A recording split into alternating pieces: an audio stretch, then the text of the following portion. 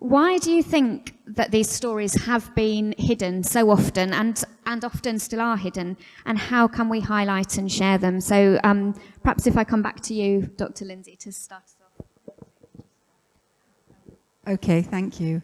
Again, there's many reasons for this, but we've only got an hour. So the first thing to say is, I have to say in Hebrew scripture, there is always the joke, 2 rabbis, 3 opinions. And as well as that being funny, there is something theologically important about that, which is that we think of interpretation as a kind of evolving experience. And when we have interpreters that are male, as we know about knowledge and knowledge production, the way in which we inhabit the world, our own location, our own biases, which we all have, impact the way in which we interpret texts, interpret situations, understand what people have said to us orally. And that's just true. That's the way the world is, and that's okay. And we learn and relearn and become more self-aware and open to other ideas. But this is a process.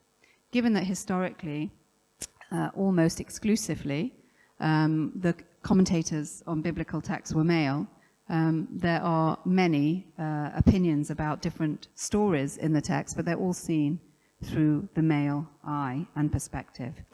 The second thing to say is, and to add to that, actually, I would like to say that in contemporary society, certainly in the States and in Israel, we have many female scholars now, many more than here. The UK is a very, very small Jewish community, and they have written their own biblical commentary.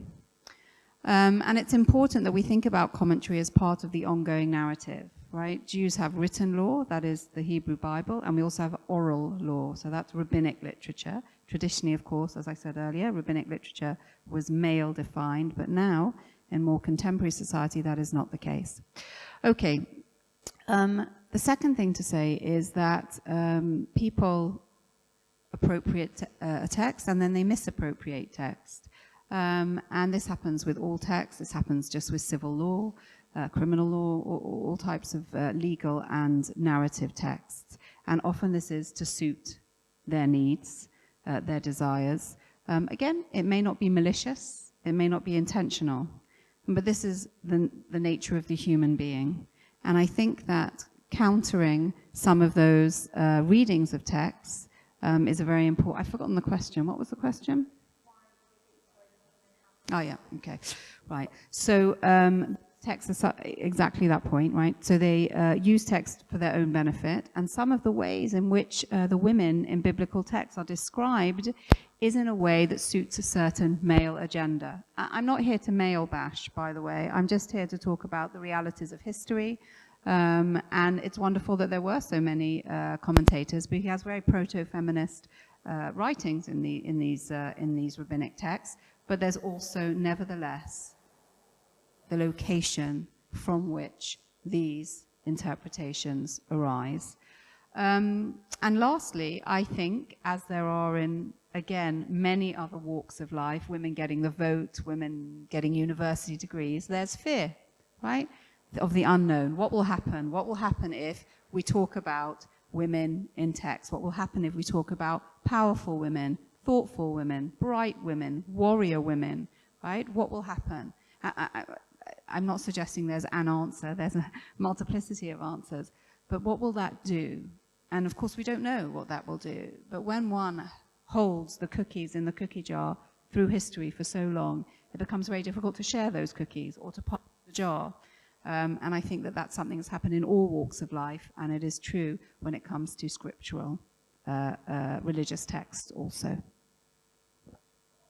Thank you. I've seen the commentary that you mentioned, actually, and I was like, oh, I'd love to do one of those for the Christian scriptures as well. It looked amazing. Sophia, could we come to you next, please, to share with us why you think the stories have been and still are often hidden, and how can we highlight and share them? Yes, of course. So, yeah, I mean, as Lindsay has already said, there are a number of reasons why women's stories have, so often been hidden, and none of those reasons really, can be landed on God or in the Islamic faith with the Prophet Muhammad. Their words are abundant in discussing women, addressing women, responding to women.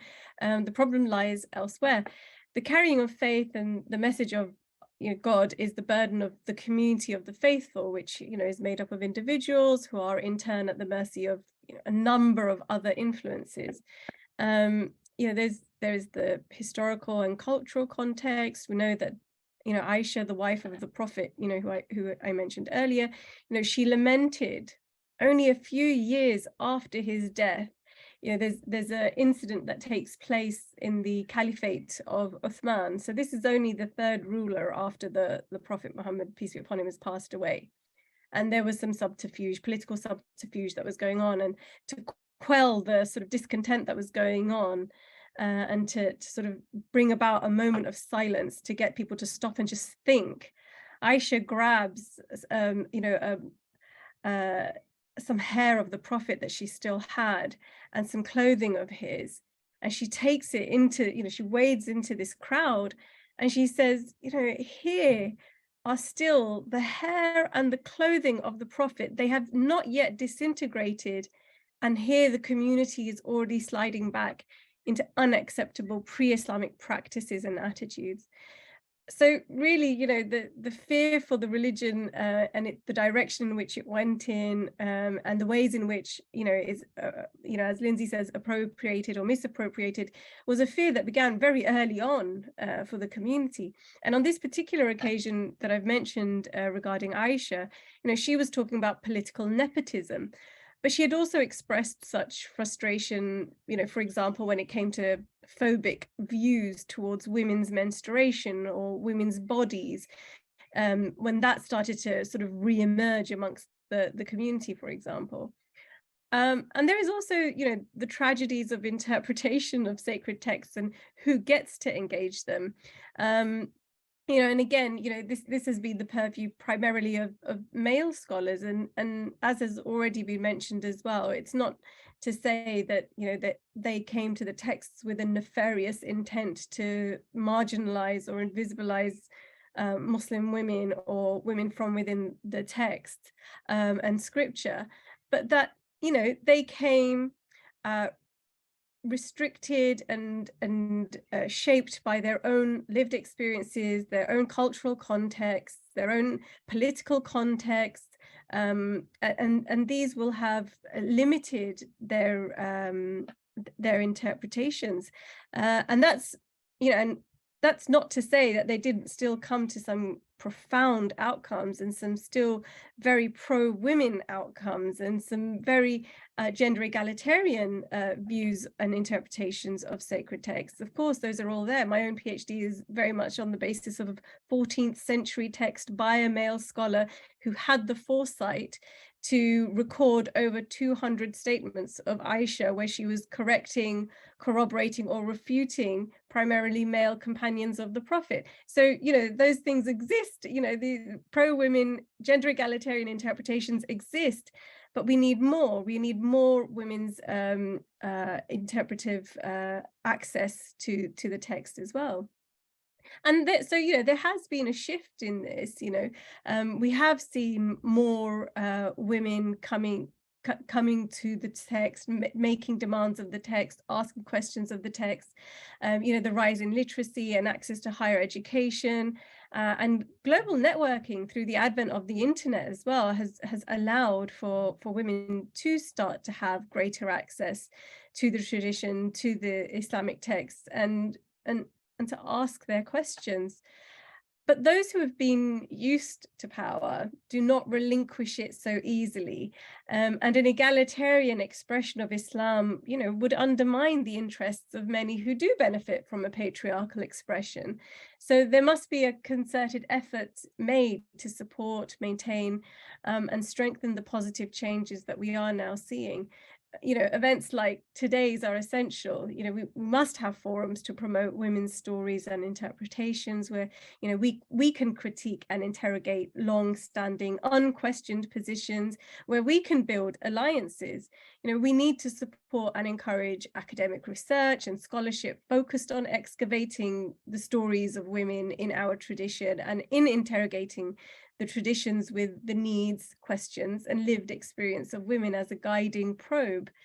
And we must amplify one another's voices. I actually met Jenny through an interfaith project on women's veiling in the Abrahamic faiths. And we have since sat on panels together. We have flung ourselves off a church tower and slept rough in a car park to raise money for charity. Jenny has been one of my greatest champions and sister in fighting the patriarchy. So I can only really stress again the importance of events like today's and coalition building, not only within our own faith communities, but beyond as well. And finally, I think as people of faith, it is about being the change that we want to see. So famously in the Quran, we are told that Allah does not change the condition of a people until they change themselves. That's in chapter 13, verse 11 of the Quran. And this is a reminder and a call to our own agency. If we want to see change, we have to embody it, and we must do so with courage. It takes a lot of bravery to be able to stand up and say, this isn't right, to be able to turn around to your own faith community, your siblings in faith, and say, actually, I think we're doing this wrong. And, when there's so much to lose for those who have benefited from the way that it is, it can be difficult to do so. There's a lot for the individual who stands up to lose as well. We want to maintain community. We want to stay in connection and conversation with our community. There is safety in that community. And when you are a community, and I'm speaking, I suppose, more from a UK position, when you are a minority community, and then you as a woman are a minority within a minority, it can be frightening to raise our voices and to say no. But again, the Prophet Muhammad, peace be upon him, said, do not let the fear of people stop a single one of you from speaking the truth. And, I like how the activist Maggie Kuhn said it when she said, speak the truth, even if your voice shakes. Thank you. Yes, Sofia and I did a women's interfaith charity abseil together off the top of a very tall church tower to raise money for a war child. Maybe that could be our next activity. Next time I see you, we'll all be abseiling off the top of St Ethelburgers. There's a challenge for you all. Thank you, Sofia. I'm going to turn to Dr. Lakshmi again to ask why you think these stories have been and are still hidden, and how we can share them. Thank you very much. Can you hear me? Okay. Yes, I'll go back to Katha once again. Katha means story. So storytelling, that is basically, it is a religious storytelling in Hinduism, because everything is related to God and goddesses and, priests and all those people who've been learned people. So this is how it happens. It involves professional storytellers who recite religious texts as Puranas. Sometimes they also present it in a singing fashion rather than in a talking way. You can sing a song and then interpret it also in storytelling. So, storytelling is very empowering. This is particularly important for women who, by crafting narratives, own their own stories and lead their audiences through specific experiences and perspectives. The need for women storytellers remains critical. That's why it remains critical. For example, if when my children were born, I also followed the same principles of my father. So I used to teach my children stories. Of course, not what my father told me, whatever was the regular stories that were happening in the current days. It could be maybe the story of a cow and some other animals or something like that. But I remember that all these stories, even today my children remember. My daughter is 40 years, but Mom, I still remember your old stories. They tell me that. So that is the effect of storytelling. If you tell stories, it never gets out of the system. That is number one. Secondly, storytelling is empowering. I would also say that today you see the world in what situation. All the men are ruling the country. You can see that in all parts of the world. What if women were ruling? Would it be different? Or would it be more environment friendly? Would it be more empathetic? You know, these are many questions that arise. So we have to also think that can also women become rulers? There are so many countries where only men are ruling. Why not women? This is my first question. Secondly, stories appeal to our senses and our emotions, not only drawing our attention more easily, but also leaving an impact on us as audiences. This makes storytelling powerful in delivering any message. If you deliver a story right, as evidenced throughout history, it might last a lifetime. I'm just grabbing the mic. I was just thinking, Sophia, about a couple of things you said, and it just reminded me. I think the concept of this constant interpretation, we can see it as when we reflect back, we can be frustrated by it, we can be concerned by the invisibility of women's voices, but I think also there's a positive side to the fact that, again, speaking from the Jewish tradition, that the rabbinic texts were the way they were, which tells you that in every place around the world, you know, we have texts from Morocco, from Poland, from Babylonia, you know, there's something about the fact that it's constant and persistent, and therefore we always commit to interpreting text, and perhaps that's the point. It's an ongoing process, responsive evolution. So there's something magnificent about that, I think. It sort of calls us to do the job because we know that in each of the previous interpretations,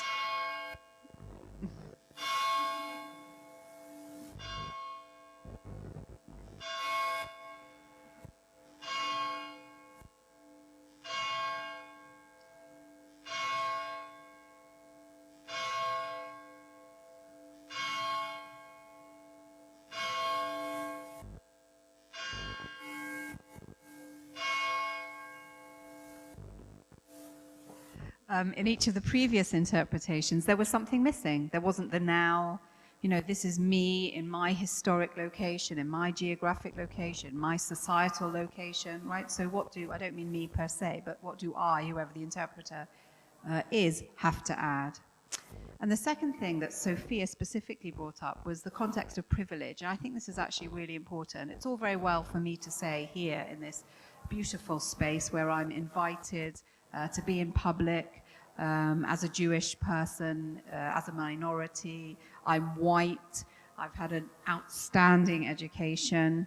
I am able to speak in public. You know, it's okay for me to be able to hold rabbinic authority to account, I have access to texts. I just want to be careful about that. I just want to recognize that. I just want to put that out there. It is not something that everybody has the privilege of.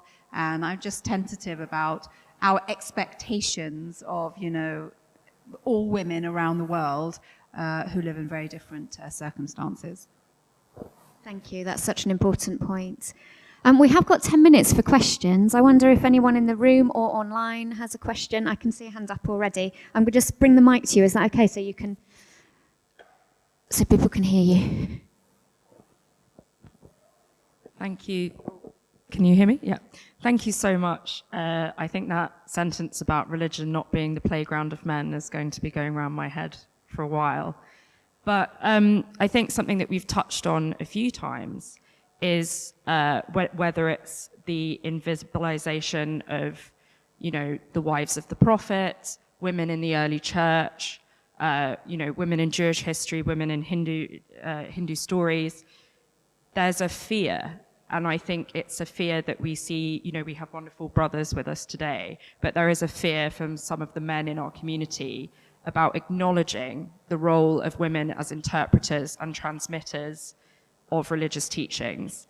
And, you know, I'm personally very excited about how social media, despite all its kind of ugly sides, is helping disrupt by, you know, bringing women educators and scholars to the fore, and also kind of disrupting some of those privilege dynamics, because women in different places who maybe wouldn't have had voices before have been able to speak.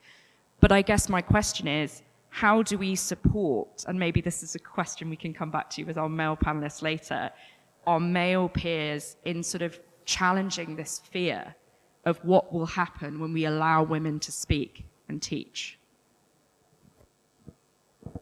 Is there anyone who would like to answer that first? Yeah?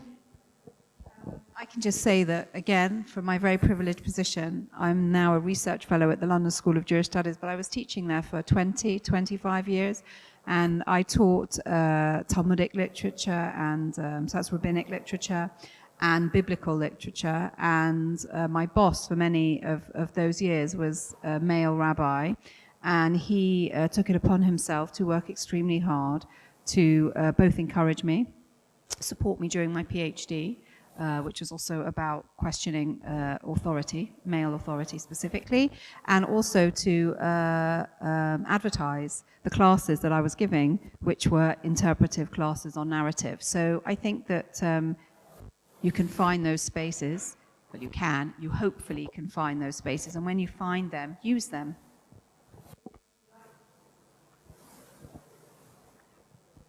I'll just ask if any of our other panelists want to answer that before I take another question. Yeah, can I add to that, Jenny? I don't know if you can hear me. Yes, can you hear me? Yeah? Yes. Okay, yeah, yes. go ahead. Okay. Yeah, fine. Yeah, I think that's such a great question, and this is where I'm really kicking myself again for not actually being able to be with you in person, because I'd love to hear from your panel that you've got going on later on. But I think my question would be, what are the men's fears? What is the fear that they actually have? Like, so can we interrogate that a little bit more?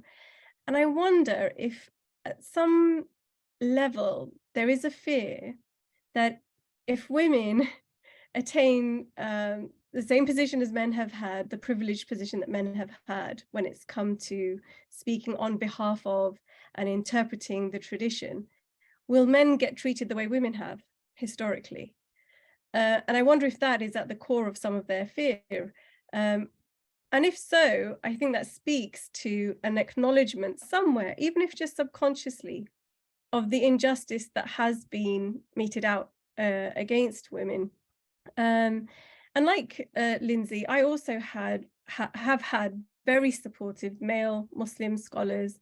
One of my PhD supervisors, Dr. Taj al-Islam, I mean, his name says it, he's a Muslim man, and a great advocate for my work. The book that I have recently published, A Treasury of Aisha, that I was commissioned by a Muslim man to write that book. He approached me from Kube Publishing, asking me to write this book. So there's no lack of Muslim men. It's just there's not enough yet. Not enough yet to build the sort of the sort of momentum that we need to bring about the swing that we want to see. However, I think there's also, you know, I often reflect on this myself, and I think that there's nothing more perfect than God's timing. And at the same time, I also know that God's conception of time is not like my conception of time.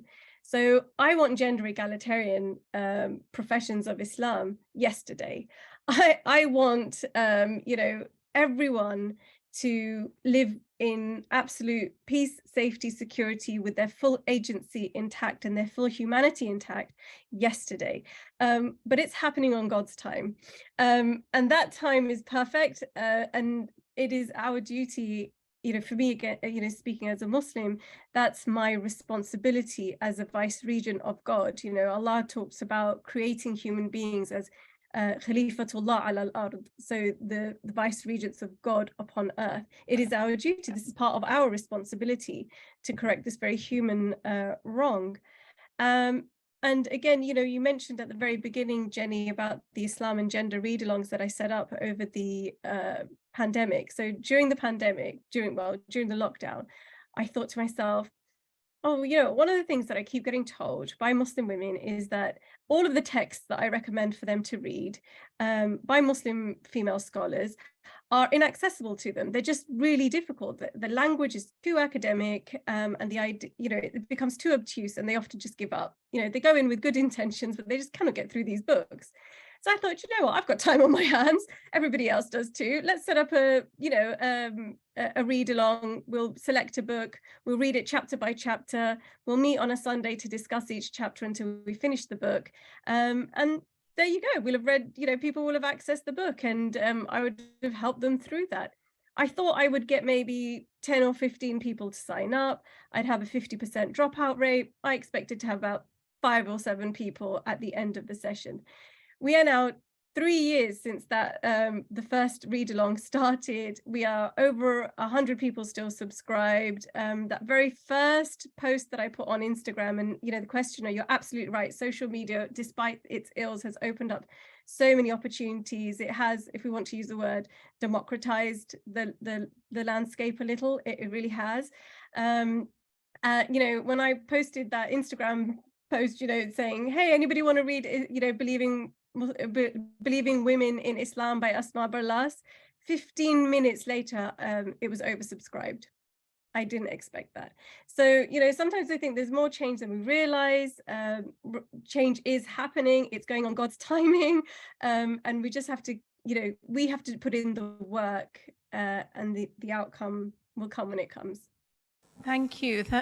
Thank you very much, Jenny. And thank you very much to all the panelists.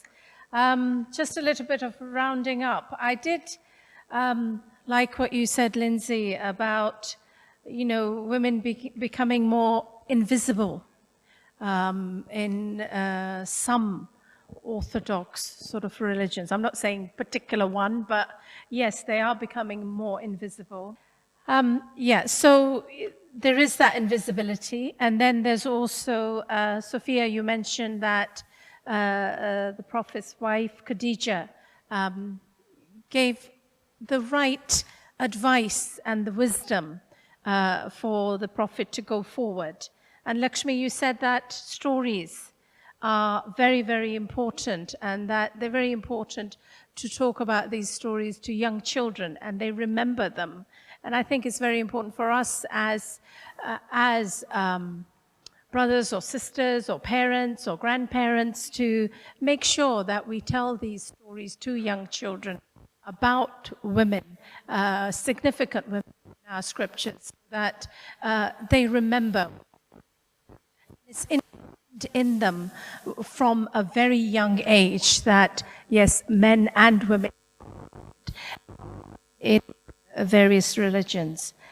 And I think, Sofia, if you want change, you need to be the change. And to be the change, you first have to, as I said, you have to work on yourself to become self-empowered before you can make the change outside. And Lindsay, you said about we are in a very privileged position, all of the women here, because we are able to access our scriptures, we're able to be on a platform where we can have our voices heard. So therefore, I think it's very important for us to be the voice for the voiceless as well. And can I ask all of you to please put your hands together and thank Dr. Lindsay, Dr. Sofia, and Dr. Lakshmi. Thank you.